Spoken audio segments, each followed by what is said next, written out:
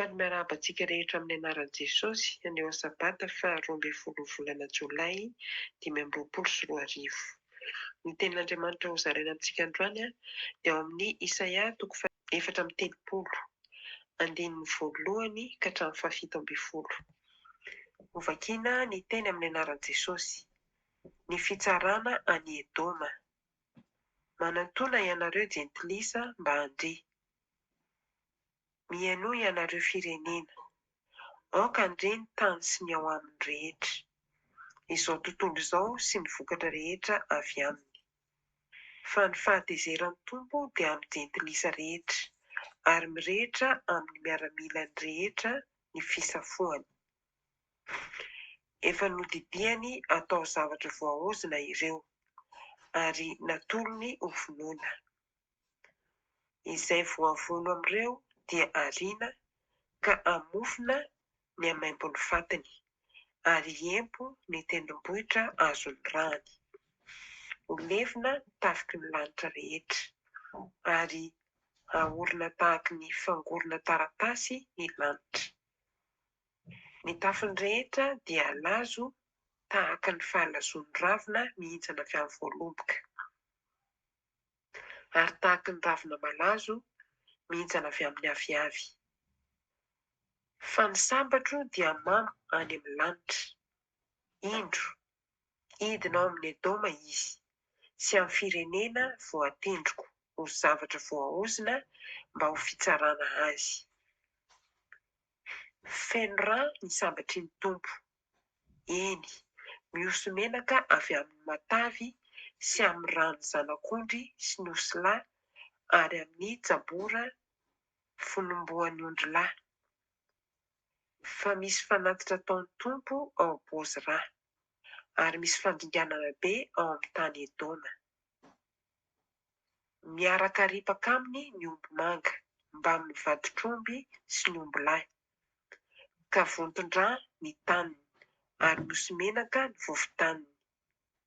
Fa andro famalian'ny Tompo izany, taona famaliana iadiana ho an'ny Ziona.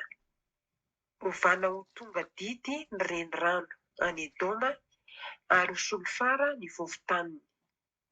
Ho toy ny dinty mirehitra ny taniny. Tsy ho vonoina izany na alina na andro, ary isavoana tsy mitsahatra ny setrony. Ho tany karakaina hatramin'ny taranaka faramandimby izy. Tsy hisy handeha hamakivaky azy intsony mandrakizay, fa ho zaran-tanin'ny tararaka sy ny sokina izy. Hitoetra ao ny vorondolo lehibe sy ny goaika, ary ho enjanona eo amin'ny kofehy, fandrefesan'ny fikorontanana sy ny fandrefesana maridranin'ny fahafoanana. Tsy hisy ho ao intsony ny lehibe anendry izay ho mpanjaka, fa ho fongana ny mpanapaka rehetra ao aminy.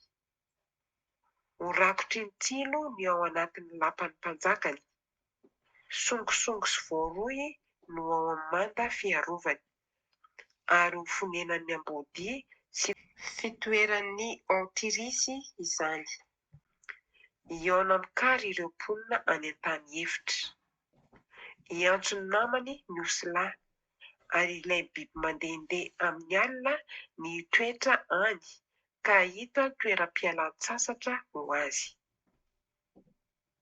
Anao ny lavany ihany ny bibilava ka anatody sy hikotrika, ary hifana ao amin'ny alokalony. Any koa ny angonan'ny papango, samy eo amin'ny namany avy. Tadiavo ny bokin'ny Tompo ka vakio. Tsy misy tsy ao ireo na dia iray akory aza. Tsy misy na dia iray akory aza hitady ny namany. Fa ny vavan'ny Tompo no nandidy izany, ary ny fanahiny ihany no nanangona azy.